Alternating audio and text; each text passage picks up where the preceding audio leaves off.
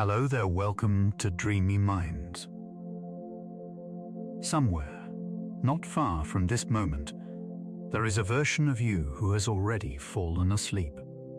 They are lying in a similar darkness, on a similar bed, the same heart, the same hands, the same tangled thoughts that feel too loud at first, and then, slowly, like distant music, they begin to fade. That version of you is not more disciplined, or more spiritual, or more together. They are simply a person whose body has remembered something very old. How to rest, how to let go, how to trust its own quiet machinery. Right now, even as you listen, small things are already changing inside you. Somewhere deep in your brain, a tiny clock is reading the darkness like a star map. Signals drift like lanterns through your bloodstream, whispering to your organs. Slow down. It's time. Your breath, that soft tide that never truly stopped, is beginning to lengthen. Your heart is listening, adjusting its rhythm in little waves, trying to match the possibility of peace, all without you having to force anything. It's normal to feel restless here, on the shoreline between day and night. It's normal if your thoughts sprint, or if your chest feels tight, or if sleep has sometimes felt like a door that will not open. But beneath the thoughts, there is a body that has been practicing sleep since before you had a name. A nervous system that knows how to step off the stage of the day. A bloodstream that carries night inside it, like a secret. In this journey, we won't push or fix or lecture. We will simply wander gently through some of the most relaxing truths about your own biology, the soft science of the heart, the breath, the brain, the skin, and let them soothe you like low, comforting waves. You do not have to remember anything. You do not have to stay awake. You are allowed to drift. Your body will keep telling the story, even after your mind lets go. Somewhere under your skin, night has already begun. Long before your mind feels ready, long before your thoughts agree to slow down, something in you has been tracking the fading light, patiently, quietly, without asking for your permission. You might be lying there now, in the half-dark. Maybe the room is familiar. The same ceiling, the same pillar, the same thoughts you've met 100 nights before. But beneath all of this, beneath the covers, beneath the muscle, beneath the even thinner layer of worry, your body is already changing the scene. It has been doing this since before you can remember. Since you were small. Since even before you had memories to hold on to. The night inside your skin is ancient, and it has already started. If we could gently turn down the volume of your thoughts for a moment, if we could zoom slowly, kindly, into the landscape of your body, we would find, deep in the brain, a tiny cluster of cells that has been keeping time for you. It lives in a part of the brain called the hypothalamus, close to where the nerves of your eyes arrive, carrying news of the outside world. This little cluster has a long name, suprachiasmatic nucleus, but we can think of it more simply, a small, glowing watchtower. An inner clock tower made of living cells, a constellation of tiny ticking lights inside the night of your brain. All day long, this inner clock has been reading the brightness of the world, the rise of morning, the sharpness of midday, the warm, slanting light of evening. There are special cells in the back of your eyes, quiet observers, whose only real job is to notice light and darkness. They don't care much about shapes or colors or the details of what you see. They care about day and night. As the sun lowers, as screens slowly dim or lamps begin to switch off, those cells send a softer message up the optic nerves, back to the watchtower inside your brain. It's getting darker out there. We are turning toward night. and the clock tower listens. Inside that cluster, tiny molecular gears begin to shift. Genes switch on and off in a rhythm they've rehearsed for years. Proteins rise and fall like waves on a quiet shore. This is your circadian rhythm, your inner 24-hour tide. Even if you had no clocks on the walls, no phone, no calendar, these cells would still be counting. A little shorter than 24 hours if left all on their own. But every day, the light gently corrects them, nudging them back into sync with the turning earth. As they respond to the evening, the clock cells send messages outward, like a city hall dimming streetlights across the town. Slow the temperature, they suggest to the body, and your core temperature begins, almost imperceptibly, to fall just a fraction of a degree, but enough to signal that rest is coming. Adjust the hormones, they whisper to glands and organs. Signals ripple out to places like the pineal gland, which will start a little later to release melatonin, your internal dusk, your biological lullaby.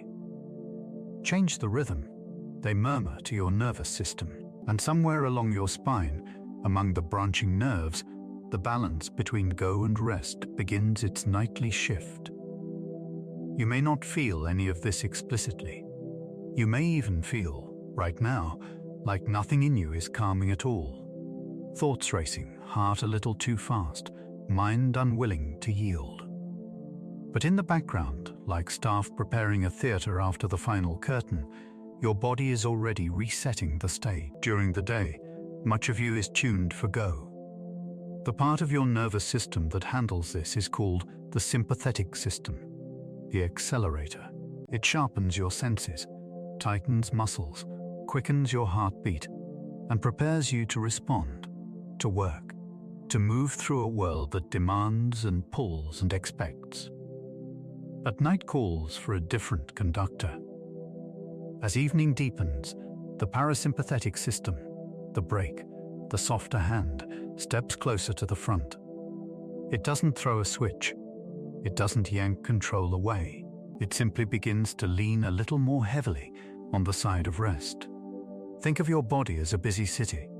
In the bright hours, traffic lights flash green, streets roar with conversation, shutters rise on endless windows. Cafes buzz, shops open, everything is lit, alert, brimming with possibility. But as night approaches, even before the last people leave the streets, something subtle starts to happen. Lights in tall buildings begin to wink out, floor by floor. Cafes sweep their floors and stack their chairs. Traffic thins from a rush of sound to a quieter hum. This is what your nervous system does for you every single night. Your pupils, which widen during the day to drink in light and movement, start to loosen their grip. They don't need to scrutinize every shadow anymore. The world doesn't need to be so sharp. Your blood, which has been rushing to muscles and skin to help you move and respond and stay ready, begins to choose gentler routes. More flow to the digestive system, to the organs that repair and restore. Less urgency in the outer edges of your body. Your digestion, which may have been a quiet background process while you were busy, adjusts its tempo. The guts soften into a slower wave, processing, absorbing, tending to the inner work of nourishment. You don't have to tell it to do any of this. There is no checklist. There is no command. The city inside you just knows its time. Somewhere deeper, in the layered folds of your brain, another kind of night is falling. All day, your brain waves have had the sharp edges of alertness. Scientists call this pattern beta waves. Fast, busy. Like many conversations happening at once in a crowded room. As you begin to relax, even just a little, this pattern often changes. The waves grow longer, a little slower. Alpha waves, like the difference between an intense discussion and someone humming softly under their breath. You may have felt this at times when you stare absent-mindedly at a window. or lose yourself in the rhythm of a shower, or drift away while listening to something soothing. Not fully asleep, not fully engaged. A gentle in-between. As night deepens and your body listens to its own signals, another layer of slowing begins. From alpha to theta, waves that are slower still, more dreamlike, less bound to the surface of the present moment. If you've ever felt yourself begin to fall in that early stage, that slipping sensation where thoughts loosen and images become strange, that is your brain stepping across a threshold, out of the bright city into the quieter countryside of sleep. And even before you fully cross that threshold, even now as you simply lie here, the night inside your brain may already be moving in that direction. Little pockets of slower waves can appear even while other regions are still alert. You can be half in day, half in night, and that's okay. Sleep is not an on-off switch. It is a dimmer, a gradient, a coastline. It is normal for the edge to feel uneven. Around these shifting waves is yet another guardian of night, a gatekeeper of sensation. During the day, the thalamus, a structure buried deep in the brain, acts like a busy train station. Almost every sound, every touch, every sight passes through it on the way to your conscious awareness. It helps route information, move signals, keep you in touch with the world. At night, that same station begins to quiet. Not completely, not at once, but gradually, like a station closing platform by platform, it starts to say, "Not this noise. Not right now. Let them rest." As you grow sleepier, this gating process strengthens. Fewer sensory trains are allowed to reach the glittering city of your awareness. The world outside becomes a little more distant. Sounds blur. Touch softens. The bed feels less like something you're lying on and more like something you're sinking into. This doesn't mean you can't wake up. It just means there is a layer of softness between you and everything else, like a fog rolling in over a harbor. Signals have to be louder, more urgent to break through. This is one of the reasons quiet, dim rooms help sleep. They offer fewer reasons for the gatekeeper to have to decide. But even when the world is not perfectly quiet, your brain still tries to build that buffer. It builds you a little cocoon of less. All of this is happening under your awareness, like stagehands adjusting lights and props in the dark, long before the audience realizes the scene has changed. And then there is you, your conscious mind, your sense of self, standing here at the threshold, perhaps not feeling restful at all. It's normal to feel like you must make sleep happen, to search for the hidden switch, to think, if I could just figure out how to relax, then my body would cooperate. Maybe you've had nights where you lay awake for hours, feeling betrayed by your own biology, feeling like your inner city refuses to dim, like every window is still blazing with light. You might even wonder if something in you is broken, if everyone else got a manual that you somehow missed. But here is a softer truth. Even on those nights, the night inside your skin is trying. Your inner clock still ticks. Your nervous system still leans, however slightly, toward rest when darkness comes. Your brain waves still hold the memory of alpha and theta, of slowing, of surrender. Your sensory gates still practice closing, even if they don't succeed all the way. Sometimes, stress or light or worry or habit can push back, like a storm moving through your city just as the lamps are being turned off. It may take longer. It may feel uneven. But the architecture is still there. The systems that guide you toward rest are not all or nothing. They are not waiting for you to become perfect. They do not demand silence from your mind before they begin their work. They start every evening, no matter what.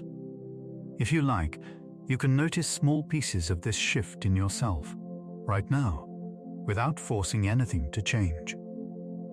You might sense the way your body feels just a little heavier against the mattress than it did earlier today, as if gravity has grown more affectionate. You might notice that your eyes, whether open or closed, don't strain quite as much to focus. Vision softens at night, and the brain is content with fewer details. You might feel your hands, often so busy and expressive during the day, start to forget their roles. Fingers curl loosely, palms cool. Muscles in the forearms release a little of their grip on the world.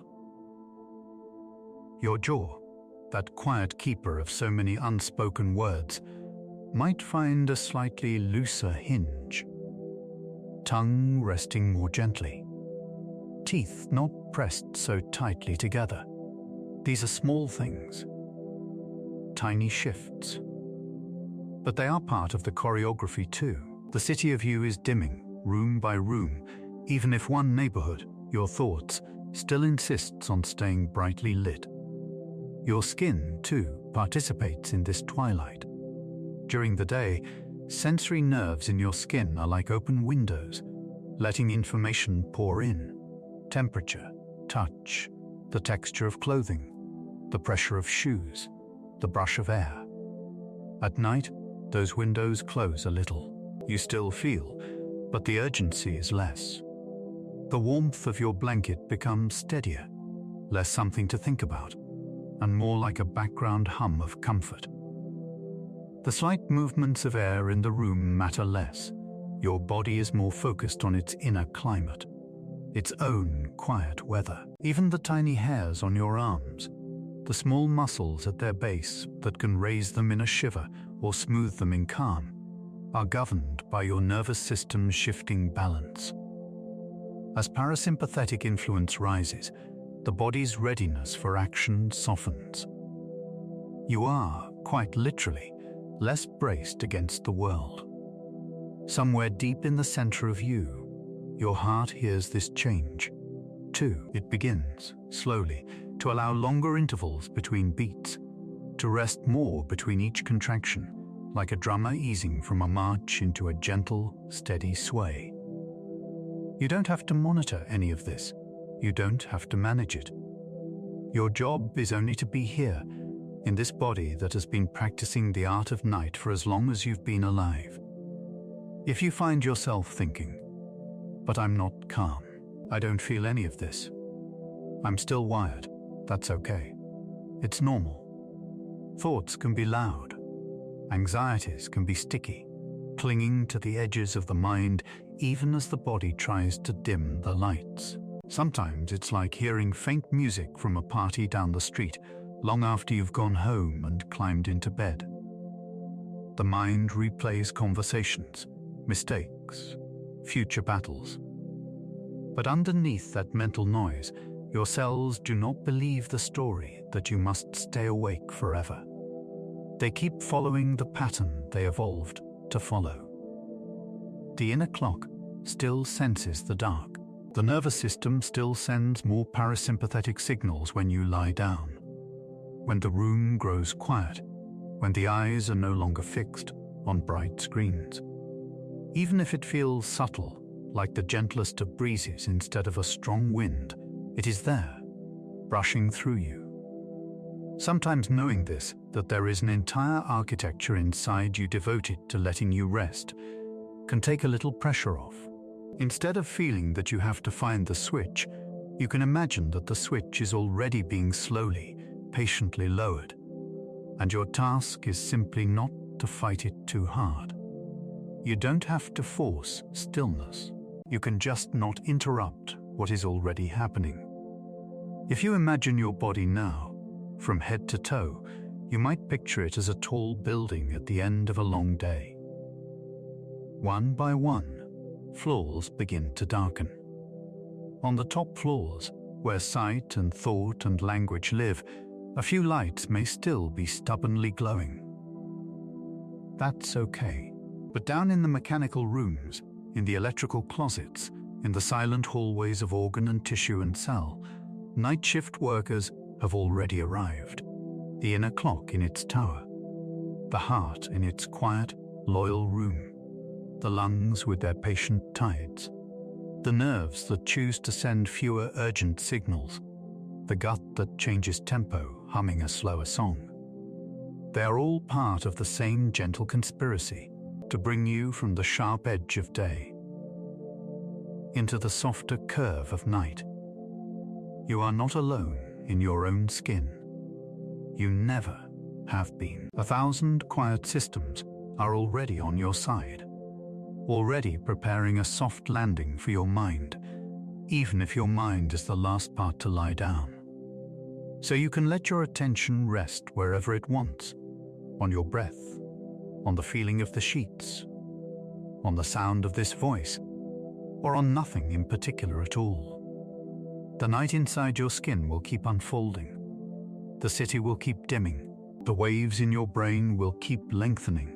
The gates of sensation will keep drawing closed. You are allowed to feel restless and still be moving toward rest. You are allowed to feel awake and still be drifting toward sleep. Somewhere beneath everything you think you must control, your body is already remembering how to let go. Breath is the first lullaby your body ever knew, long before you fell asleep in your own bed. Before you knew what a day was, before you understood fear, or time, or words, you floated in the dark, held by another body. Inside that early private ocean, there were two rhythms keeping you company: the slow, steady drum of a heart above you, and the gentle rise and fall of lungs you did not yet use. Your parent breathed for you then. Their chest lifted and sank. Blood rose and fell with oxygen and warmth. You did not have to do anything. You were simply carried on that tide. And then, one day, you arrived in the air. Your lungs, folded and quiet, opened for the first time. A first inhale, uncertain and miraculous. A tiny chest rising, a thin cry, the world rushing in. From that moment on, you have never stopped. Through every joy, every panic, every loss, through the deepest sleeps and the longest days, the tide of your breath has never abandoned you. Even now, as you lie here, however your breath feels, tight or shallow, slow or quick, smooth or uneven, it is still with you, still trying to carry you through this night. The way it has carried you through all the nights before.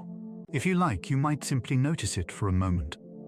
Not to change it, not to fix it, just to notice. Somewhere in your chest, air is arriving. It slides in through your nose or mouth, moves down the back of your throat, past the quiet doorway of your vocal cords, and into a branching tree of airways, the trachea like a sturdy trunk. Then bronchi, smaller branches, then bronchioles, thinner twig, finally ending in tiny clusters of air sacs. Like invisible leaves, millions of them, called alveoli, they spread through your lungs like a secret forest. With every inhale, these little sacs unfold, welcoming the air, bringing oxygen close to the blood that flows past. With every exhale, they release, letting go of the carbon dioxide that your body has no more use for. You don't have to picture all of this precisely. You can just imagine a forest breathing inside you, expanding and softening with each cycle. A landscape you carry with you everywhere you go. On the other side of those thin, delicate walls, the blood is moving, a river of red cells, each one carrying tiny passengers. The oxygen that entered with your inhale hops aboard these cells, binding to a protein called hemoglobin, ready to be delivered to every corner of you, somewhere in your toes, in your fingertips, in your eyelids, in the small muscles that hold your eyes closed. That oxygen will be dropped off, used to make energy, to keep you warm and alive. The carbon dioxide, the soft exhaust of all this quiet work, travels the other way, back in the veins, toward the lungs. When you breathe out, you are returning this carbon dioxide to the air, completing a cycle that has been looping since you took your first breath. This is the tide. Inhale, receive. Exhale, release, again and again, without asking you to keep count. And somewhere deep in your brain, far from your thoughts, a small group of cells is keeping watch over this tide. In the brainstem, down low, near the top of your spine, there are networks of neurons that act as a kind of breathing clock. They generate a rhythm, a pattern of signals that flow into the nerves, controlling your diaphragm and the muscles between your ribs. They are the reason your breath continues while you sleep, while you're distracted, while you're listening to this. You don't have to remember to inhale. You don't have to schedule an exhale. The brainstem remembers for you. These breathing centers listen to the body through tiny chemical messengers. There are sensors in your blood vessels, in the carotid arteries in your neck, in the aorta near your heart, that notice how much carbon dioxide is present, how acidic your blood has become, how much oxygen is available. If carbon dioxide rises a little, they send a signal. We're a bit full here. Breathe a bit more deeply, a bit more often. If there is less carbon dioxide, the signal softens. Breath can slow. You can rest. You might notice, sometimes, that your breathing speed changes without you deciding anything. It's just your body listening to itself, responding to its own quiet measurements, even when your mind is loud. This conversation is steady and gentle beneath the noise. Breath, then, is not just air. It is a wordless dialogue between your body and your brain, a constant feedback loop, a conversation you were born into. And there is another player in this conversation, one that carries messages of safety along a long, winding path through your body. This is the vagus nerve. Its name comes from a word that means wandering, and that's exactly what it does. It leaves the brainstem and wanders down into the chest and abdomen, touching the heart, the lungs, the stomach, the intestines, even the muscles of your face and voice. You could imagine it as a moonlit road, threading from your brain through the places in your body that feel and express emotion most strongly when you breathe out slowly, especially when the exhale is just a little longer than the inhale. The vagus nerve receives a special kind of signal. Stretch receptors in your lungs and airways notice the gentle fullness and the unhurried release. They send calm, rhythmic messages up the vagus nerve, back toward the brainstem. Up there, these signals are translated into a kind of reassurance. We are safe enough to breathe slowly. There is no need to run, to fight, to freeze. In response, the brain sends more parasympathetic signals back down the vagus, toward the heart. The heart, listening as it always does, allows more space between beats. It slows just a little, not in a dangerous way, but in a way that feels like easing off a gas pedal. This is one of the reasons slow exhales can feel like a softening from the inside. With each one, you're strengthening a loop of safety between your breath, your heart, and your nervous system. You don't have to count. You don't have to be precise. Simply, when the exhale is gentle, when it isn't rushed, your body hears, we can soften now. The vagus nerve also reaches muscles in your face and throat, the ones that shape your voice and your expressions. When safety signals travel along it, the face tends to relax. The voice, if you were to speak, would sound warmer, calmer, more melodic. In waking life, this is part of why feeling safe with someone makes conversation flow more easily, why laughter feels freer, why your eyes and mouth can soften. At night, as you lie here mostly silent, those same muscles participate in rest by letting go of tension. The corners of the mouth let go of their daytime roles. The forehead releases its lines. The throat stops bracing for words that never have to be said, all quietly guided, in part, by this wandering nerve receiving the message of your breath. It's normal, though, especially in anxious moments, to feel like your breath is wrong. Maybe it feels too shallow, as if it never reaches the bottom of your lungs. Maybe it feels too fast, or irregular, or like you have to remember each inhale manually. You might find yourself suddenly noticing it, staring at your own breathing, the way you'd stare at a clock when you're late, feeling worse with each passing second. This happens to so many people. Anxiety can make the breath feel like an exam you're failing. You may think, I'm breathing badly. I'm going to run out of air. I can't seem to do this simple thing right. But here is a truth that the quieter parts of your body already know. Your breath is allowed to be messy. It is allowed to be fast sometimes, or tight, or uneven. The deeper rhythms, the ones set by your brainstem, guided by the chemistry of your blood, are still working, even when the surface feels choppy. It can help to think of your breathing like the ocean. At the surface, waves can be agitated, churned by wind, slapping against rocks, spraying white foam. This is what you feel most immediately: rapid chest movements, the sense of not getting enough, the restlessness of each inhale. But if you sink just a little deeper in your imagination, beneath the rough surface, the water moves more slowly. Tides rise and fall almost imperceptibly. Currents glide, steady and calm. That deeper water is like your automatic breathing. It does not judge you for your anxiety. It does not scold you for your uneven efforts. It keeps moving. No matter how stormy the surface becomes, you may feel like you are breathing wrong. But the truth is, your body is still trying to protect you. When you breathe faster during panic, your system is trying, in its old animal way, to prepare you for action, to bring in more oxygen just in case.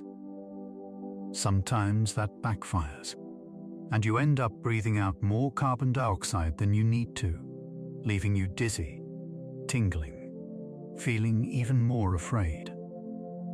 But even then, your body is not your enemy. It is simply overestimating the danger. And the same pathways that make you breathe fast can, with gentle time and safety, also allow you to breathe more slowly again. Imagine now, if you want to, each inhale as a small, kind light entering your body. It doesn't have to be a big light. You don't have to drag it in or pull it all the way down. It can be as subtle as the faint glow of dawn, just beginning to gray the edge of the sky. The air arrives, bringing oxygen, bringing coolness or warmth, and somewhere deep inside, cells receive this gift, silently, gratefully. And then, each exhale as a soft tide moving out. You don't have to push it. You don't have to force it all the way. You can imagine it surfacing, gathering the day's tiny fragments, the leftover tension in your shoulders, the unspoken words sitting behind your tongue, the mental lists that have been buzzing like insects, and carrying them outward with the flow of air. Some of them may come back. That's okay. The tide keeps going, again and again, without getting tired of trying. Inhale, a little light. Exhale, a small release. No perfection, only repetition. As you drift towards sleep, your breath begins to participate more deeply in the night. During the day, you might sometimes hold it unconsciously, pausing mid-email, bracing during a difficult conversation, tightening your chest during a sudden noise. At night, especially as you grow drowsy, The voluntary control you have over breathing begins to recede. The higher parts of your brain, the ones that can decide, let me take a deep breath now, start to quiet. They hand the reins more fully to the brainstem, to the older, simpler circuits that have been breathing you since you were born. This is why, as you fall asleep, your breath sometimes changes by itself. It might become slower, or more regular, or move more into your belly than your chest. In deep, non-dreaming sleep, your breathing is often at its most even, like a metronome set to a calm, consistent tempo. Your body needs less oxygen then. Muscles are still, demands are low, so the tide can rise and fall without hurry. In dreaming sleep, things can become a bit more irregular, faster, slower, with little pauses, as if the breath is responding to the inner stories your brain is telling. But through all of it, the brainstem keeps watch, adjusting, correcting, never completely stepping away. Even if you have moments where it feels like you forget to breathe, your underlying systems remember. They wake you, shift you, change your position, whatever is needed. You are never truly left alone with this task. The lungs themselves are not just passive balloons. They contain tiny sensors that notice how stretched they are, how quickly they are filling and emptying. Some of these sensors send signals of comfort. Yes, this is a good stretch. A soft, full breath. Others are more like alarms, firing only when things are very out of balance, when airways are constricted, or fluid is present where it shouldn't be. On ordinary nights, most of these sensors simply hum along, reporting small changes, allowing the brain to adjust the rhythm quietly. This is another layer of the safety net. If you turn to one side and your breathing becomes slightly shallower, the brainstem notices and nudges it deeper again. You don't have to know. You are free to dream. Sometimes, people imagine they must hold a perfectly calm, perfectly slow breath in order to deserve rest. But your body does not see it that way. It knows you are human. It expects that some nights your inhale will stutter with unshed tears, that some days your exhale will leave your chest as a tired sigh. It has weathered your laughter, your anger, your running for the bus huffs, your holding your breath underwater games. Through all of it, it has stayed with you, adaptable, forgiving. Your breath is not grading you, it is carrying you. As you lie here now, you might let your awareness widen around your breathing, not to control it, but to keep it company, like sitting beside a river at dusk, watching the water pass without needing to redirect it. You can be a gentle witness to this tide that has always been on your side. Maybe you feel it more in your chest, the rise and fall against fabric and sheets. Maybe you feel it more in your belly, the way it subtly swells and falls, like a small wave under your hands. Maybe you don't feel it clearly at all, only a vague sense of movement. That's okay too. The body often does its best work in the background, unnoticed, unhindered. Somewhere, the vagus nerve is still carrying its messages, wandering down and back, whispering to your heart, to your organs, to the muscles around your eyes and mouth. You are here. You are breathing. You can soften, even a little. And even if tonight softening feels partial, even if peace comes in small, flickering pieces, instead of one grand wave, your breath will stay. It will be with you if you lie awake. It will be with you if you drift into dreams. It will walk beside you all the way to morning. You do not have to earn this. You do not have to hold on tightly to it. You can let the tide that breathes for you continue its patient work, rising and falling, keeping you alive, wanting deeply, wordlessly, for you to rest. Your heart is more than a metronome. It is a listener. Right now, as you lie here, there is a small, steady drum inside your chest, playing the same quiet rhythm it has carried through every chapter of your life. It has been with you through first days and last days, through exams and loves and ordinary Tuesdays you don't even remember.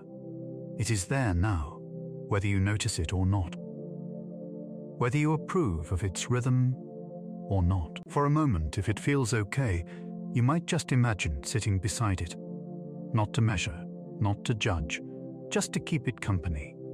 Somewhere behind your ribs, about the size of your fist, your heart has its own small world.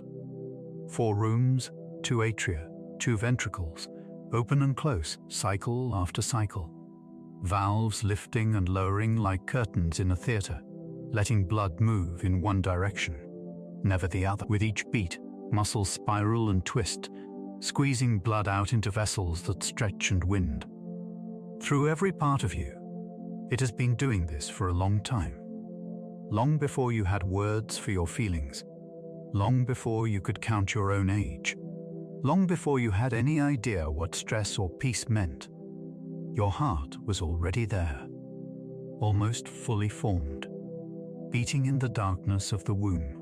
It began before you knew yourself. It continued when you were too young to remember. It carried you through days you thought would break you, through nights you didn't think you would survive. And it is carrying you still. It has never once taken a full day off. We often imagine the heart as a perfect mechanical ticking, beat, beat, beat, each interval identical, like a metronome keeping rigid time on a silent piano. But that's not what a living heart is like. A truly healthy heart doesn't keep perfect, icy rhythm. Instead, it moves with tiny changes, moment-to-moment adjustments, a subtle living dance. If you could zoom in on the pattern of your own heartbeat, you would see that the space between beats is always shifting, by a few milliseconds here, a few milliseconds there. This is called heart rate variability, HRV, the natural, gentle zigzag of time between one beat and the next. When you are safe, when your nervous system has space to breathe, this variability tends to be wider, more flexible, like a river given room to meander. Instead of being forced into a straight concrete channel, the heart is not stuttering, it is listening. One of the main things it listens to is your breath. With every inhale, your heart hears the lungs expand, the chest lift, the gentle stretching of tissues. With every exhale, it feels the release, the subtle settling of everything inside your ribcage. This is not just poetry, it's physiology. When you breathe in, signals travel from receptors in your lungs and chest up to the brainstem.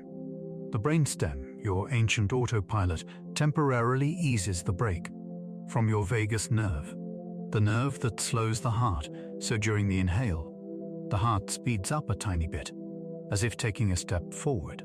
Then, as you breathe out, the vagus nerve resumes its calm, steady influence. The brake returns.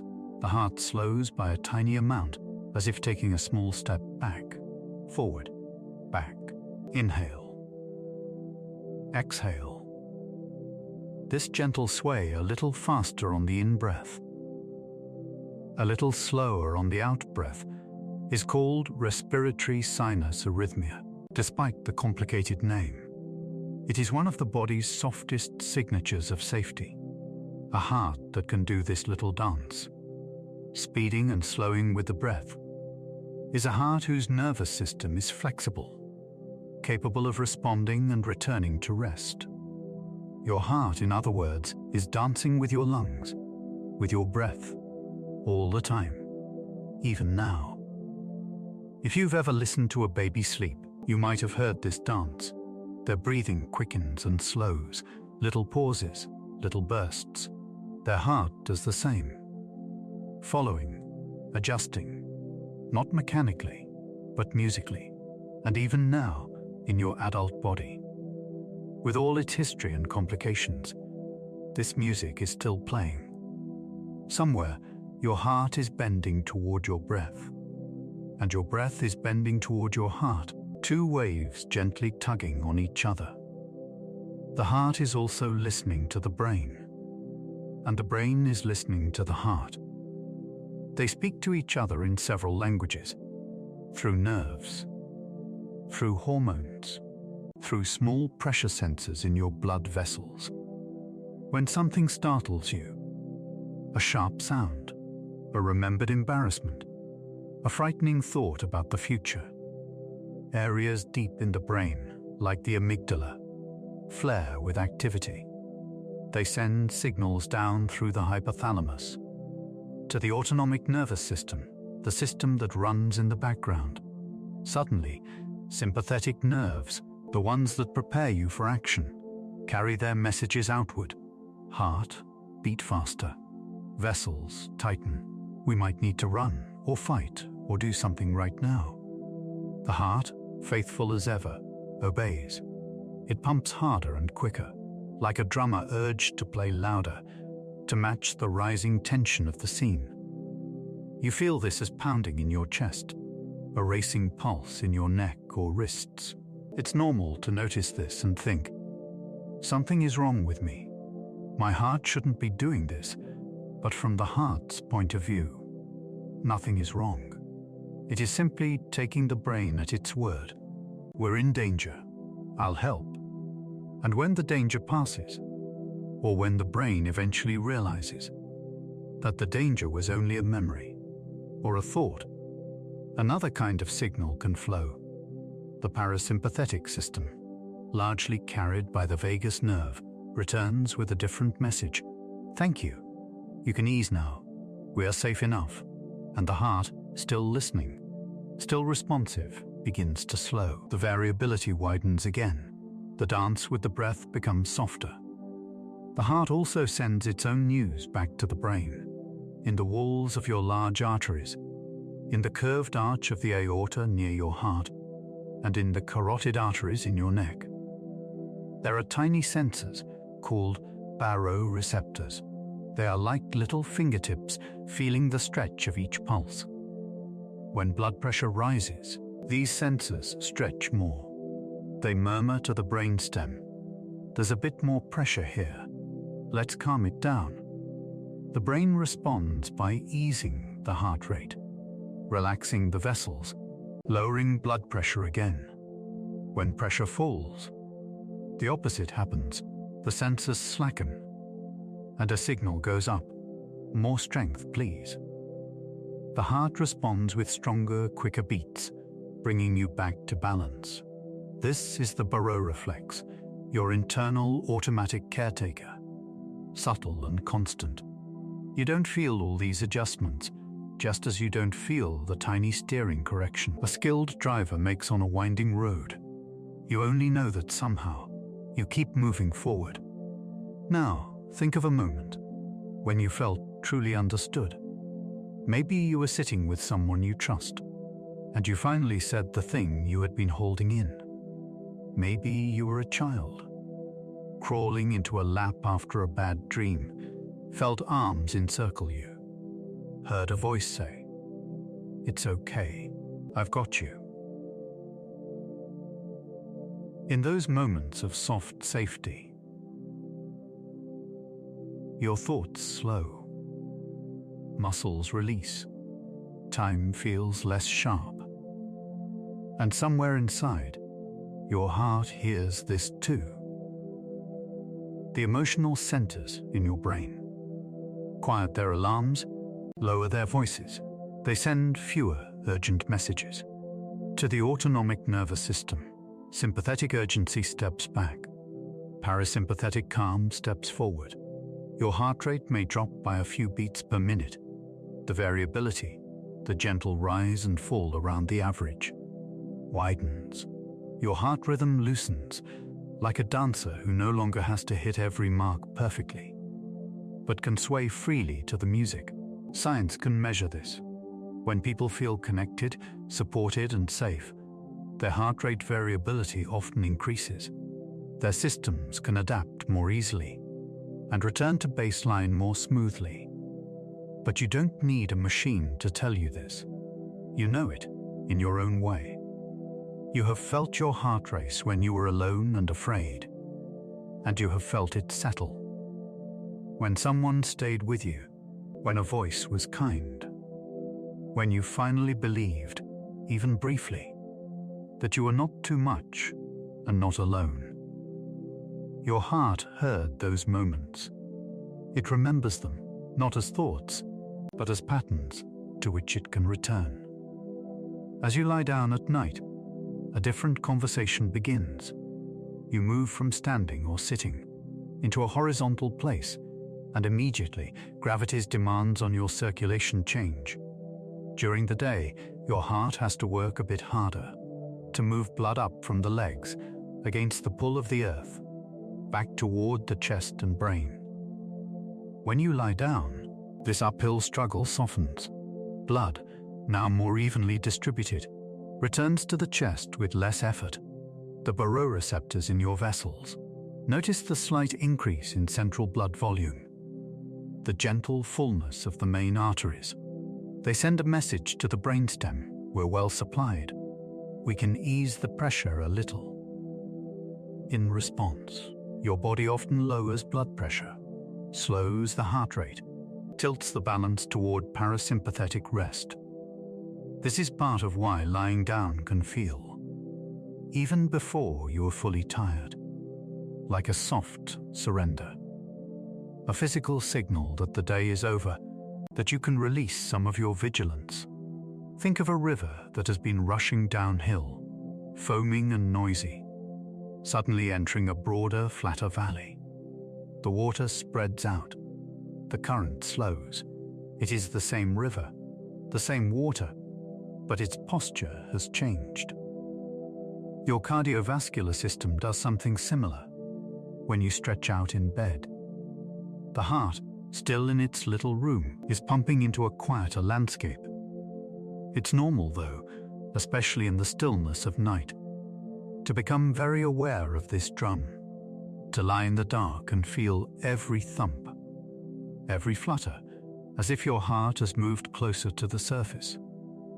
Sometimes you can see it, the blanket jumping slightly with each beat. Sometimes you can hear it in your ear, if your head rests just so on the pillow. If you are anxious, this awareness can feel frightening. You might think, it's too loud, too fast, too hard. Something is wrong. But much of what you are noticing is not danger. It is simply a tension. During the day, so many other sounds drown out your heartbeat, voices, traffic, screens, tasks. At night, when the world grows quieter, your heart has the stage to itself. What you feel as too loud may just be the volume of silence around it. What you feel as too fast may just be the afterglow of a long day. Caffeine, movement, stress, all still unwinding from your system. A normal heart is allowed to speed up and slow down. It is allowed to respond to posture, to temperature, to thoughts and dreams. It is not meant to be a cold, unchanging machine, if you think of it instead as a faithful drummer who has never once abandoned you, not in your darkest moods, not in your worst mistakes, not in your most restless nights.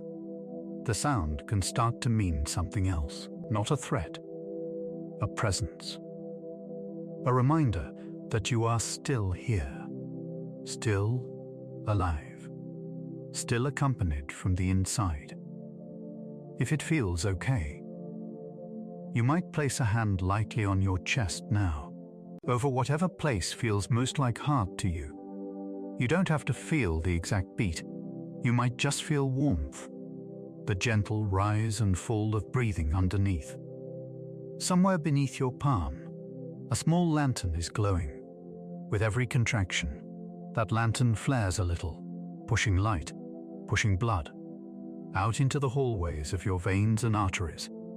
It reaches up into your neck, down into your thighs, out through your arms, all the way to the tiny vessels in your fingertips and toes. Every cell along the way receives a moment of brightness, oxygen, nutrients, warmth, and then the blood returns, dimmer, emptier, like a lantern coming back for more oil.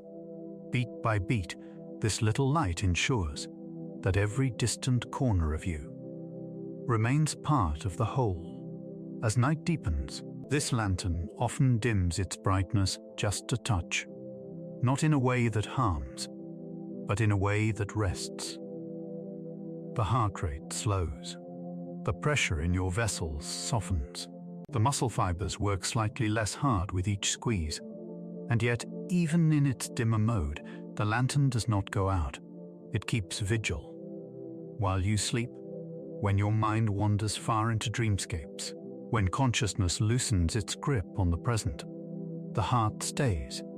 Beat after beat after beat, it guards the flow of life through you. You can picture it as a watchman at the gate of a sleeping city, walking its rounds under the stars, while everyone else lies in darkness, trusting that someone is awake. Somewhere inside, your heart already knows the way to safety. It has found its way back from fear to calm, thousands upon thousands of times. It knows how to respond to the rush of adrenaline, and how to quiet again once the storm passes.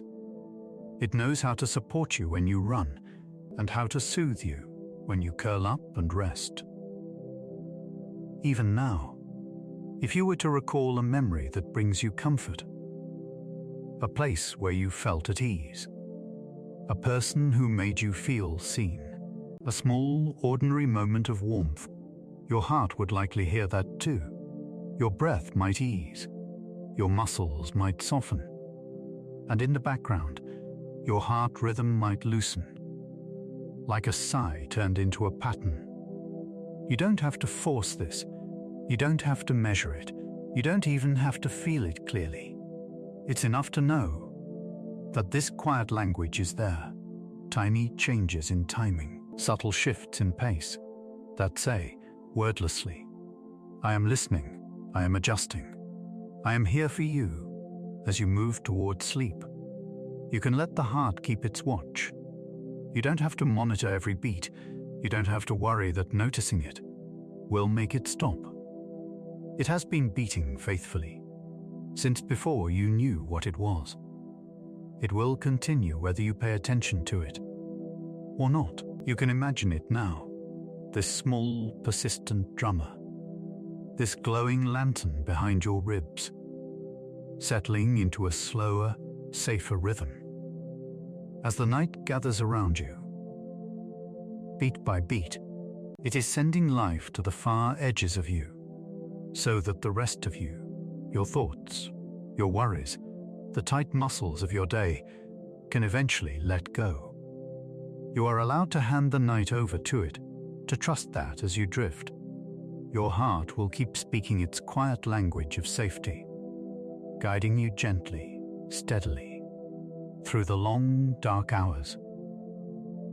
Toward morning, night is not just the absence of light. It is a different kind of chemistry. While the small lantern of your heart keeps its steady glow behind your ribs, something else is happening in the darker rooms of your body. The daylight chemicals are quietly stepping off the stage.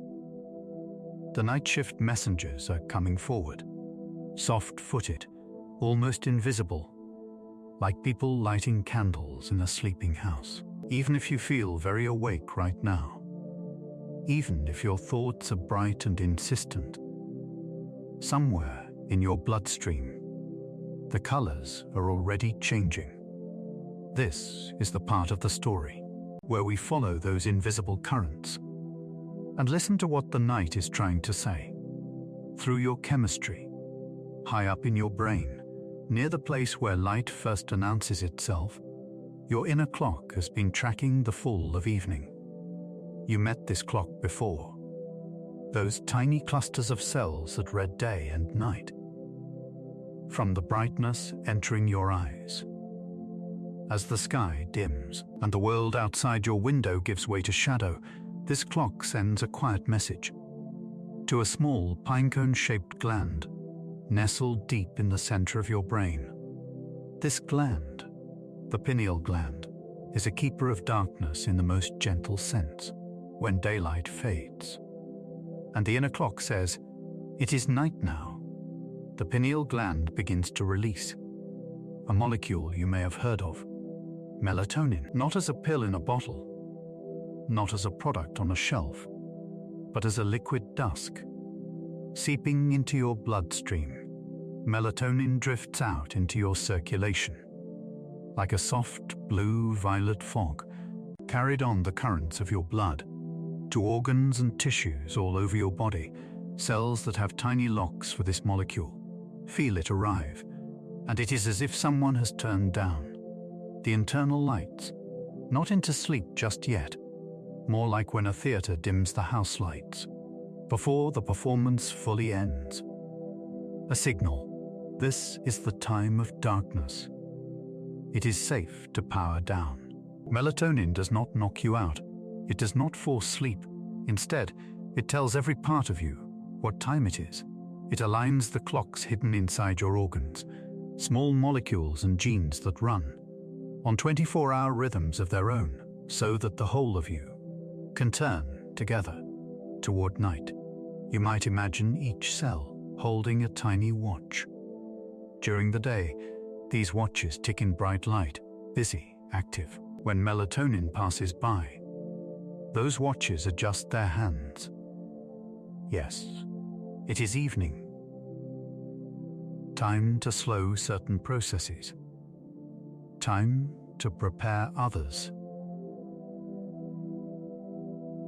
Your liver, your gut, your muscles, even your immune cells all listen to this chemical dusk. Night inside you is coordinated, not just by the dark outside the window, but by this internal moonlight in the bloodstream. But melatonin is only one of the storytellers. There is another one, quieter, that has been accumulating all day long, grain by grain. Imagine an hourglass, turned over when you first wake up. At the top, clear sand, waiting to fall as you move through the hours. Thinking, deciding, remembering passwords, carrying emotions, turning sensory chaos into meaning. Your brain burns energy, each thought, each nerve impulse, each tiny cellular task leaves behind microscopic remnants, chemical traces of effort. One of those traces is a molecule called adenosine. You can imagine it as fine, invisible sand, slowly piling up in the lower half of the hourglass. As more adenosine builds up in certain spaces between brain cells, it begins to lean on special receptors, whispering a simple, insistent message. We've been awake a long time. We are getting tired. We would like to rest. This is what scientists sometimes call sleep pressure. The longer you're awake, the more this sand accumulates, and the heavier your eyelids feel. You know the sensation, that slow, gentle pulling down of the body, the heaviness behind the eyes, the struggle to keep thoughts sharp. It is your chemistry, gently suggesting surrender. There is something comforting in this. You are not lazy when you become drowsy. You are not weak-willed. You are simply full of the day's sand. Caffeine, if you drink it, plays a simple trick in this story. It does not remove the adenosine. It does not stop the sand from falling. It simply sits on the receptors that adenosine usually touches, blocking the message, like someone standing between you and a whisper. For a while, your brain hears less of "we are tired," and more of "we can keep going," but the sand is still piling up. Later, as the caffeine drifts away and the blockade lifts, your brain feels all the accumulated adenosine that has been waiting. Sometimes this comes as a crash, a sudden, overwhelming wave of sleepiness. The hourglass was always working. Your body was always telling time, in this deeper chemical way. At night, once you finally close your eyes, and sleep takes you, something beautiful happens. That adenosine, the soft weight of the day, begins to be swept away. Your brain cells clear it, transport it, turn it back into components that can be used again. It is like footprints on a beach, slowly erased by the returning tide. You wake the next day, with the hourglass turned over, the sand bowl emptied, ready to begin again. Even on nights, when your sleep feels short or fractured, some of this clearing still happens. It may not be complete, you may not feel fully refreshed, but your body is trying, over and over, to rinse away the weight of yesterday. While melatonin and adenosine weave their stories of timing and tiredness, other molecules are adjusting the volume knobs of your nervous system. During the bright hours, your brain relies heavily on excitatory messengers, chemicals like glutamate, which you can imagine as sparks, jumping across gaps between neurons, encouraging them to fire, to talk, to build thoughts. At night, a different voice becomes more prominent, a calming chemical called GABA. GABA is like a soft hand on the shoulder of an overexcited crowd. It drifts between brain cells, binding to receptors that, when activated, make those cells a little less likely to fire. Not silenced, just quieter, more selective. As GABA's influence grows, the orchestra of your mind reduces its volume. The violins of worry play more softly. The drums of urgency step back. The bright brass of external attention, what's next? What did I miss? What should I do? Fades into the back of the hall. In their place, slower melodies can rise. The strange music of dreams, the gentle hum of background maintenance. Many of the medicines people take for sleep or anxiety work by nudging GABA's hand to be a little stronger, a little more persuasive. But your body produces GABA on its own, night after night, whispering to overactive circuits, "Shh, we can talk less now. We can rest." Even when you feel like your mind is racing beyond your control, there are parts of your brain where GABA is still at work, dimming unneeded signals, protecting you from total overload. Elsewhere in your chemistry, daily rhythms are also shifting. In the morning, a hormone called cortisol typically rises, a thin, bright line reminding your body to wake, to mobilize, to meet the demands of the day. By night, in a healthy rhythm, cortisol slowly falls, like the last embers in a fire, cooling to a gentle glow. This drop opens the door for other processes, repair, regrowth, resetting, as you sleep. Especially in the deeper stages, your body releases growth hormone, a quiet builder that helps repair tissues, support muscles, tend to bones, assist in the long-term upkeep of your physical home. Other hormones, like prolactin and subtle immune messengers, begin to flow more freely. Your body leans away from immediate productivity and toward protection. Cells that patrol for damage or infection become more active in some tissues at night, clearing debris, addressing small problems before they grow. It is as if your body runs its maintenance crew, while your conscious self is mostly out of the way. During wakefulness, so much energy is spent on moving, talking, thinking, responding to the world. At night, energy is reallocated toward mending microtears in muscles, toward fine-tuning your metabolism, toward consolidating parts of your memory. The chemistry of alertness takes a step back. The chemistry of restoration moves forward, all of it flowing quietly through your bloodstream. In this gentle chaos of molecules, it can be easy on difficult nights, to feel betrayed, when sleep does not come when you wish it would, when your mind feels hot and bright. Despite the darkness outside, you might think, my body is broken. My chemistry is wrong. Everyone else's system knows what to do. Mine doesn't. But inside you, even on these restless nights, the nocturnal gardener is still at work. You can picture this gardener moving through the garden of your body, with a lantern in hand.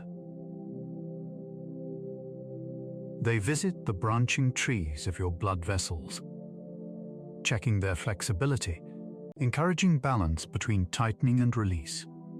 They kneel beside the beds of your organs, the liver, the kidneys, the gut, tending to the plants of metabolism, pruning here, fertilizing there, making small adjustments.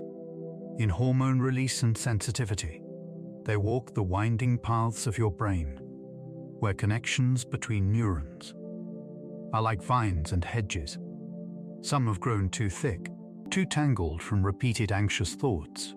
Others are underused, delicate, nearly fading. Night, and the chemistry that accompanies it, gives this gardener a chance to trim and shape.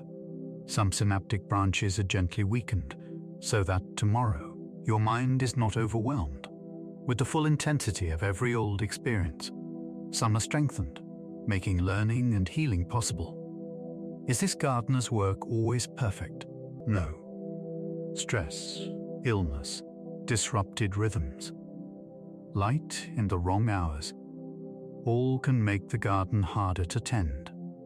But the intent, deep in your biology, remains the same: to protect you, to maintain you, to help you survive another day. You are not failing at sleep. You are sharing in a complicated, ancient dialogue between body and environment. Even when the garden feels overgrown, there are still hands at work in the dark.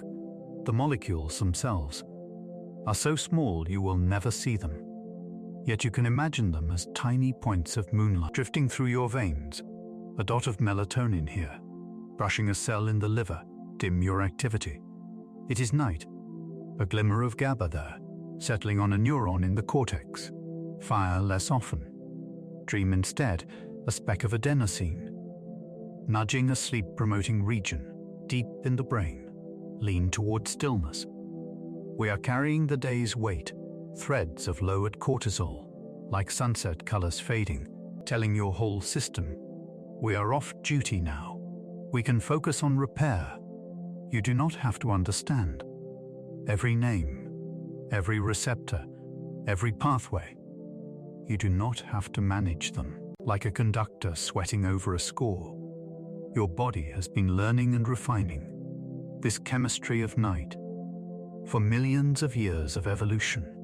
All you are asked to do is to allow some darkness, some stillness, some softening around the edges of your day, so that these quiet messengers have a chance to be heard. Even now, as you listen, your internal night is in motion. Maybe your melatonin is already flowing like a gentle evening mist.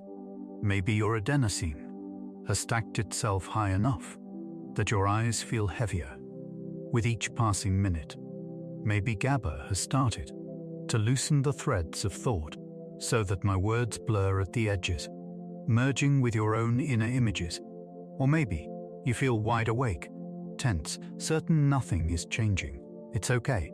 The chemistry of night does not require your belief to function. It does not stop its work. Because you are worried it isn't working. Some nights, these processes are more out of sync. Stress hormones linger too long. Melatonin rises later than it should. Adenosine's message is muted. But none of that means your body has given up.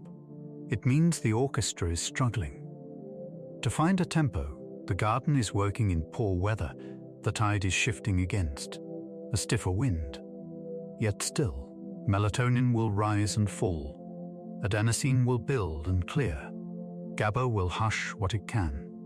Growth hormone will come in pulses, on waves of deep sleep. even if those waves are small. The night is not empty. It is full of quiet helpers moving through you. Right now, if you like, you might imagine your bloodstream as a slow, dark river passing through the landscape of your body. On its surface, you might see the reflections of your remaining thoughts, little lights from the shore, memories, plans, concerns for tomorrow. But beneath that surface, in the deeper layers of water, there are shimmering particles of moonlight, your molecules of night. They turn and swirl, with every heartbeat drifting into capillaries, touching cell after cell, with messages of timing, of rest, of repair. You may not feel them, you may not sense them consciously, but they are there, continuing their patient journey, until morning comes, and the chemistry of day slowly returns. You are not alone with your sleeplessness.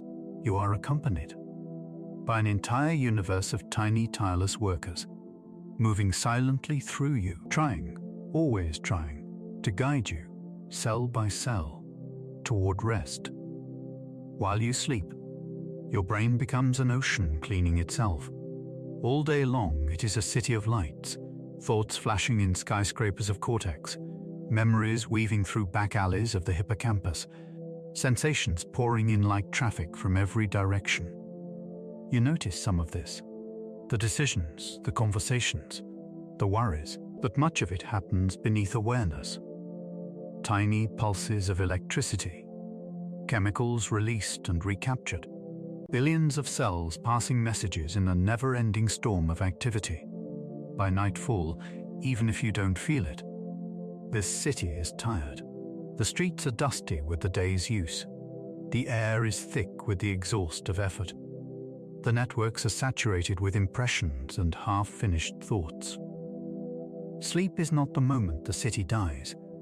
It is the moment the rivers rise. As your body begins to lean into night, as the tide of your breath slows, and your heart softens its rhythm, your brain waits for something very particular, the loosening of consciousness, that slow sliding away of I am here, in this room thinking these thoughts, and into something vaguer, more distant, a drifting, a dissolving. And then, behind the curtain of your awareness, a subtle shift begins. Between the brain cells, in the spaces called the interstitial spaces, those microscopic alleys and courtyards between neurons and their neighbors, the channels widen. Cells that spent the day swollen with activity relax just a little, leaning back, making more room between them. Into that extra space, clear fluid begins to flow. It comes from the same source as the liquid that cushions your brain and spinal cord. Cerebrospinal fluid, washed in from reservoirs around the brain, guided along soft pathways around blood vessels, slipping deeper into the tissue. Now that the gates have opened, scientists call the network that guides this flow the glymphatic system, a name that combines glial, the support cells that help manage it, and lymphatic, the body's cleaning network. But you don't have to remember that word. You can think of it, instead, as a series of moonlit rivers running through the landscape of your mind. During waking, these rivers are shallow, their channels partly crowded by the business of thinking. At night, especially in deep, slow-wave sleep, they swell. The waters rise. Floating in this fluid are the tiny leftovers of your brain's hard work. Every time a neuron fired during the day, chemical reactions took place, energy used, proteins changed, byproducts created. Most of these are handled on the spot, cleaned as they go, but over hours, small amounts of metabolic dust accumulate in the spaces around cells, fragments of proteins, bits of used-up molecules, byproducts that are fine in small doses, but unhelpful in large ones. You might imagine as the fine grey ash left in the air. After a long day of burning fuel, the night rivers, this glymphatic flow, take up this dust. They swirl through the brain's folds, gathering particles, moving them along narrow hidden streams, toward places where they can be filtered and removed, often into the bloodstream, and eventually out of the body. In deep sleep, this cleansing seems to be especially strong. In experiments with animals, scientists have watched dyes flow more freely through the brain at night than during the day, seen waste cleared more efficiently. While the creatures slept, they suspect something similar happens in us. You do not feel any of it. There is no sensation, for my brain is being washed right now. But the next day, you might notice its echo, a slight sharpness to thoughts after good sleep, a cloudy weight when rest has been too short, and the dust has not fully cleared. You are not lazy when you wake up foggy. You may simply be walking through a mind whose streets weren't fully swept. While these rivers move quietly through your brain, another kind of night work is happening among the cells themselves. During the day, your neurons made countless new connections, some strong, some fragile, some fleeting as a passing phrase, some heavy with emotional weight. Each time you practiced a skill, each time you repeated a thought, each time you remembered or imagined, certain pathways between neurons fired in patterns. Neurons that fire together, wire together, the old saying goes. By the time evening arrives, your brain is full of strengthened junctions, layers upon layers of new associations. You might picture them as notes, pinned to a crowded corkboard. Some notes are essential. Directions to your house, names of people you love, skills you rely on. Others are hastily scribbled reminders, the color of a stranger's umbrella, a random comment in a meeting, a phrase from a song you heard once in passing. All of them occupy space. If the board became too full, if every small impression were held with the same tenacity as the important ones, there would be no room left for tomorrow. Sleep is when your brain's librarian comes in for the night shift. The hippocampus, a seahorse-shaped structure deep in your brain, is one of the key workers on this shift. During the day, it receives new experiences and helps lay down temporary records. Today, you parked here. You met this person. You felt this way. It's like a busy inbox, collecting the raw emails of the day before they are sorted into folders or deleted at night, especially in certain stages of non-REM sleep. And in the vivid landscapes of REM dreaming, the hippocampus begins to replay some of these patterns. It sends gentle echoes of the day's firing sequences back up to the cortex, the outer layers of the brain, where long-term memories are stored. Imagine a librarian taking a pile of new books, opening each enough to read the title, then walking through the stacks, finding the right shelves, the right neighborhoods. This one belongs with languages. This one with faces you know. This one with things that scared you but worked out. This one with skills you're learning. Some echoes are repeated many times, their storylines strengthened, folded more deeply into the brain's structure. Others are replayed only lightly, their traces fading, like wet footprints on warm stone. You may never know which memories have been strengthened, which allowed to soften. Sometimes you notice, after a night's sleep, that a skill you practiced feels easier in the morning, fingers finding piano keys, words in a new language coming more readily, a tricky problem suddenly making more sense. This is your librarian's work made visible. Sometimes, too, you find that something that felt sharp emotionally the night before is a little less cutting in the morning, not gone, but edged with a small cushion of distance. The librarian handled those pages too, placing them in a safer folder, cross-referencing them with other experiences, saving you from having to carry the full undigested impact. day after day. As this sorting and filing goes on, another process, more global, is happening across your brain's networks all day. Synapses, the tiny junctions where neurons meet, have been strengthened. When a synapse strengthens, the receiving cell becomes more responsive to signals from its partner. This is wonderful for learning, but if every synapse just kept getting stronger without balance, you'd run into problems. Imagine if every voice in a choir sang louder and louder day after day, without ever softening.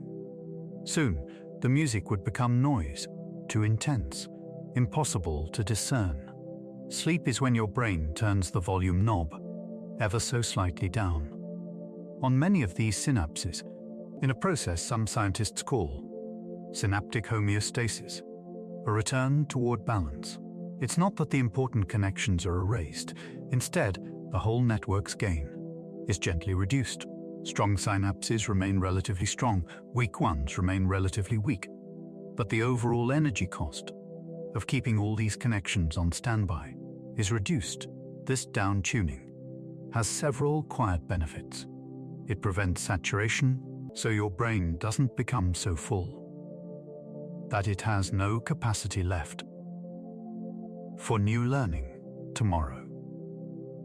It may help filter out noise, those small, insignificant traces of activity that don't need to become permanent memories. It conserves resources, lessening the metabolic load of maintaining every strengthened synapse at peak intensity. You could think of it as dimming the lights in a gallery overnight. The paintings are still there, the important works are still on the walls, but the spotlight isn't blasting at full strength when no one is walking through the rooms. In the morning, the lights can rise again, focusing on what matters. In the fresh context of a new day, in the world outside your skin, rest is often mistaken for idleness. We are encouraged to fill every hour with visible output, messages sent, tasks completed, steps counted, goals achieved. In such a world, lying down in the dark and doing nothing can feel like failure. You might lie in bed and feel the weight of all the things you are not doing, not answering, not fixing, not becoming. It's normal to feel this way. You have been trained too.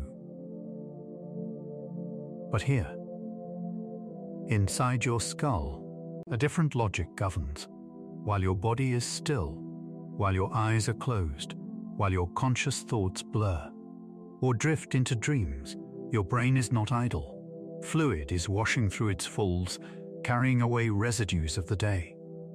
Memories are being sifted, linked, stored, or gently released. Connections between cells are being tuned and balanced, making space for tomorrow's impressions. The theater of your waking mind has gone dark, but behind the scenes, a full crew is at work. You are not lazy when you rest, you are participating in one of the most important maintenance rituals. Your organism knows. If you like, you can imagine your mind now as a theater after the last performance of the night. Earlier, the seats were full, thoughts and sensations crowded every row. On stage, scenes from your day played out. Conversations, worries, memories, plans. The lights were hot and bright. The sound was loud. Everything vivid and immediate. Now, the audience has gone home. The main lights are off, leaving only a few soft bulbs glowing. The emergency exit signs of your basic awareness. The quiet glow of your heartbeat and breath. From the back doors, the cleaning crew enters. They move softly, without fanfare. Someone begins sweeping the aisles, gathering the popcorn of stray impressions, the crumpled programs of half-finished thoughts. Someone else moves along the rows, collecting forgotten items, anxieties that don't belong to you, ideas you picked up and no longer need. On stage, technicians check the ropes and pulleys, the backdrops and sets. your neural circuits, your pathways of association. They repair small frays, oil sticky hinges, ensure that tomorrow, when a new story begins, the machinery of imagination will work smoothly. No one in the outer world sees this crew. They do not appear in the credits. They will not be applauded. Yet if they did not come, if night after night, the theatre never closed, the carpets would become thick with debris, the sets would warp and crack, the sound would falter. Sleep, this darkened, quiet time that can feel so unproductive, is when your inner theatre stays viable. Even now, if your thoughts still feel messy, if your mind feels crowded, it does not mean this work isn't happening. You may be in the early act of night, when the last few audience members are still trickling out, when echoes of the performance still reverberate in the rafters. Noise in your awareness does not cancel. The gentle rivers below does not stop.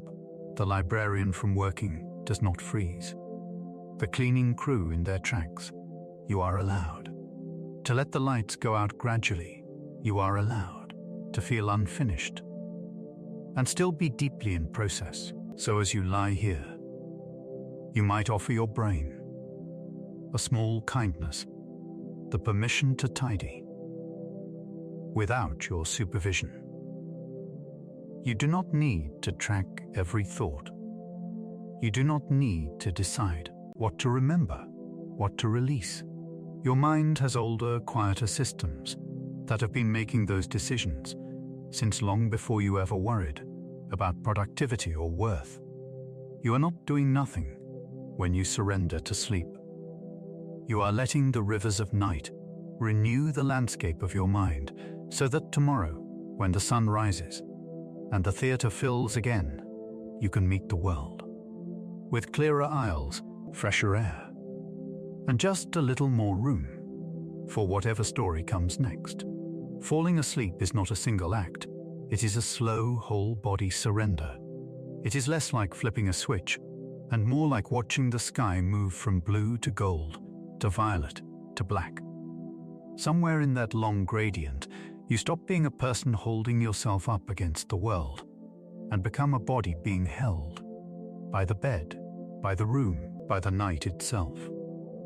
You do not always notice the moment it happens. Most of the time, you only realize you've crossed the threshold when you look back from the other side. But your body knows. Your body has an architecture for this surrender, an order, a sequence, a choreography of letting go.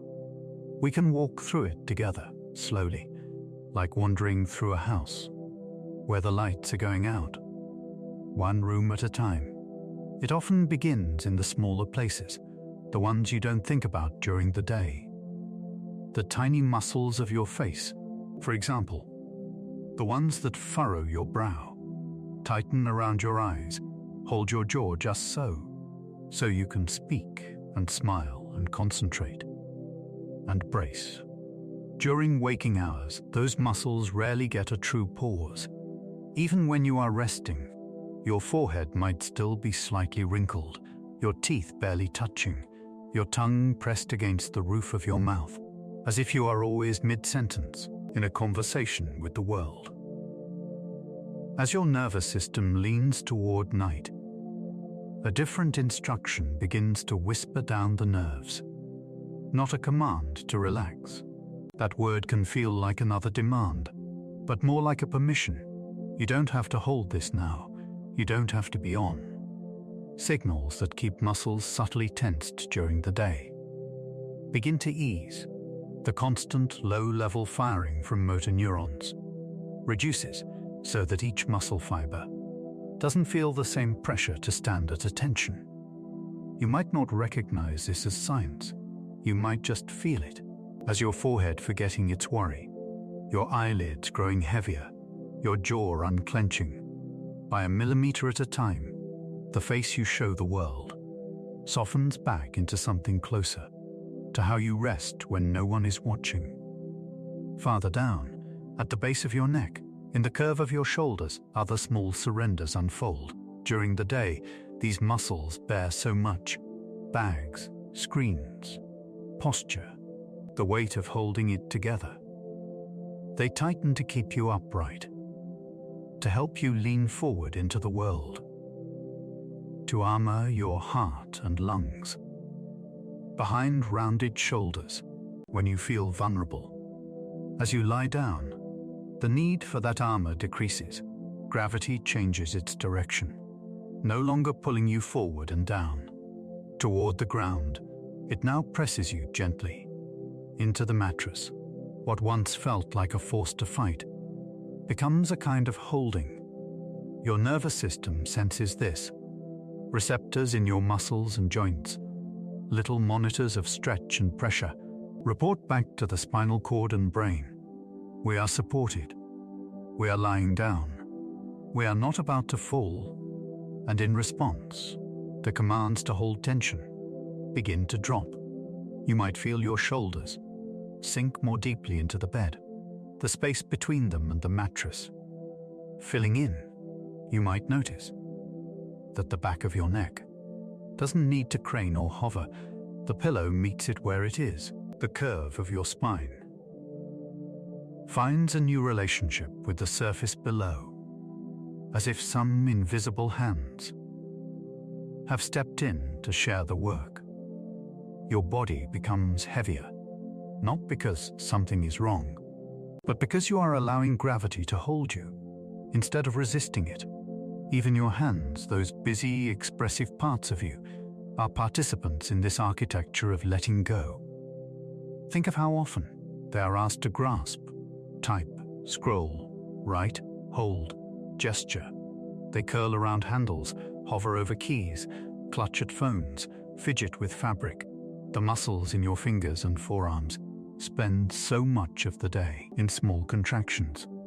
As you move toward sleep, and your parasympathetic system, the rest and digest branch of your nervous system, gains influence, the quiet input that keeps those muscles ready dims. The hands, no longer being asked to do, begin to simply be. Fingers uncurl. Palms may turn upward or fall gently to the side.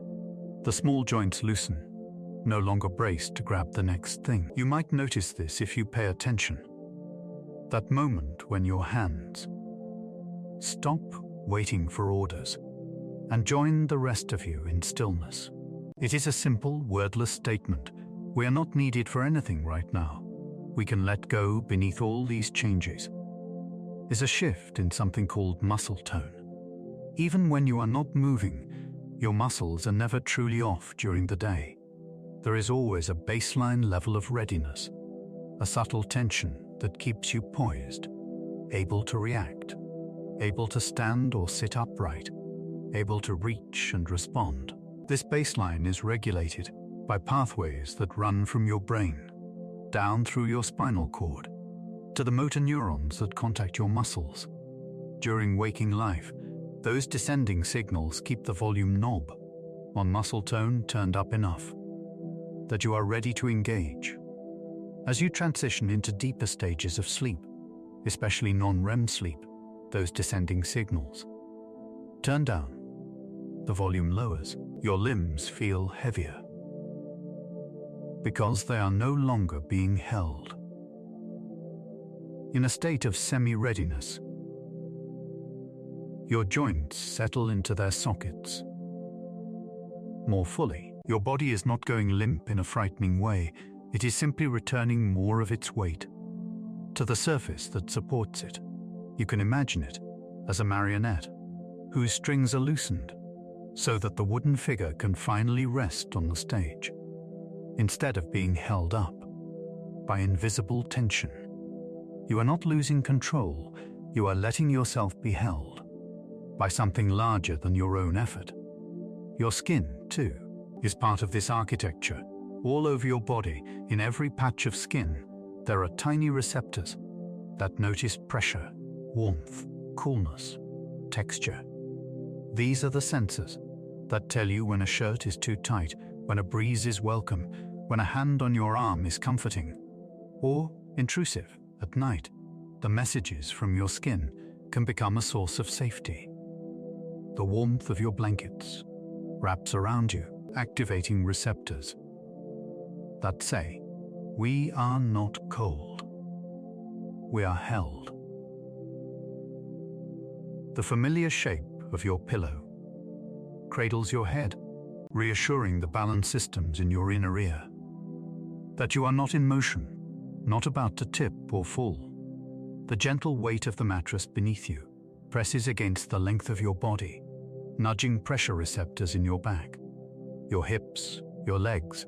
All of these signals travel along sensory nerves, up through the spinal cord, and into the brain. Some reach areas that map your body's position in space. Others reach emotional centers, helping them decide, is this safe? Is this okay? When the signals from your skin say soft, secure, steady, the deeper, older parts of your brain relax their vigilance a little. You are not floating untethered in the dark. You are anchored by fabric, by mattress, by the quiet knowledge of where your edges meet the world. Even if you do not consciously think, "I feel safe," your skin can be whispering that message on your behalf. As you begin to slip more fully into sleep itself, another layer of architecture unfolds, one designed specifically to keep your inner stories from spilling too far into your outer world. During REM sleep, the stage when dreams are often most vivid, when your brain's activity looks, in some ways, surprisingly like wakefulness, your body does something remarkable deep in the brainstem, in structures that oversee basic functions, like breathing and heart rate. Special circuits activate. These circuits send a widespread, inhibiting signal down the spinal cord to many of the motor neurons that usually tell your muscles to move. It is as if a gentle, protective fog rolls down from your brain over the highway of nerves that lead to your limbs. The result is a kind of temporary stillness called rematonia, a soft paralysis that prevents most of your muscles from enacting your dreams. So if, in the middle of a dream, you are running, or shouting, or reaching, your inner world can explore those movements without your outer body leaping from the bed. Your eyes may still dart beneath their lids, following the dream's scenes. Your breathing may quicken or slow. Your heart may respond to imagined thrills or fears, but your limbs remain mostly quiet, wrapped in this neurochemical stillness. This is your biology protecting you, cradling you in safety, so your mind can wander freely without dragging your body along into danger. Most of the time, you will never know it happened.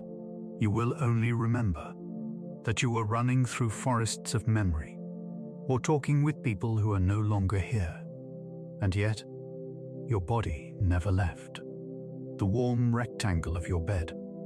Of course, on the way into sleep, this system is not always smooth.